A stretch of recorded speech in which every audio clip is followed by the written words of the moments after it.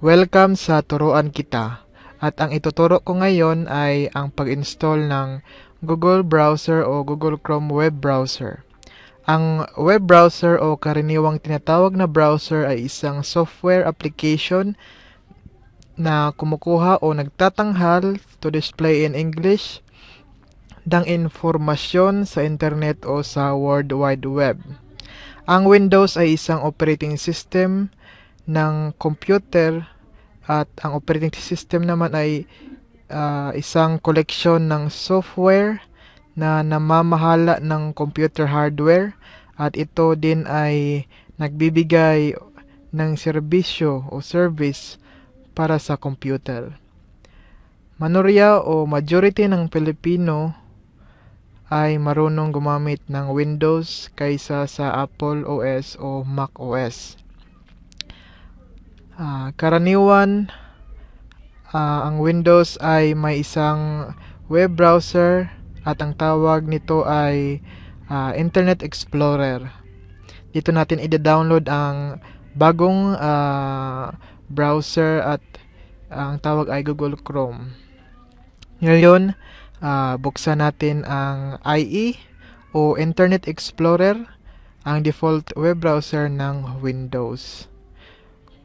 Kung meron kayong Firefox o ibang browser, pwede din ninyo itong gamitin. Kadalasan makikita ninyo ito sa desktop, yung Internet Explorer, o sa startup o start menu. At i-click nyo lang ang start at ang all programs at hanapin nyo ang Internet Explorer. Ngayon, ngayong na-open na natin ang Internet Explorer, pupunta tayo sa google.com. Pagkatapos, maghahanap tayo gamit ang Google Search. I-type lang ang Google Chrome at i-click ang search button. Makakakita tayo ng resulta at i-click natin ito.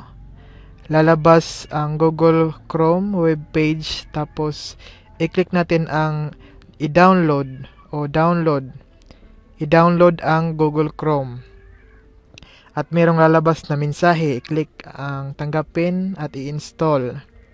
Pagkatapos merong lalabas na prompt o mensahe, i-click lang ang yes at magsisimula na ang pag-install ng Google Chrome. Medyo matagal-tagal ito. Hintayin natin itong matapos. At pagkatapos nun, makikita na natin merong Google Chrome icon sa ating desktop. I-open lang natin at pwede na tayong mag-Facebook o mag-browse ng internet. Meron lang tayong babaguhin sa settings kasi naka-default Tagalog language ito. At i-change natin sa English o sa English language.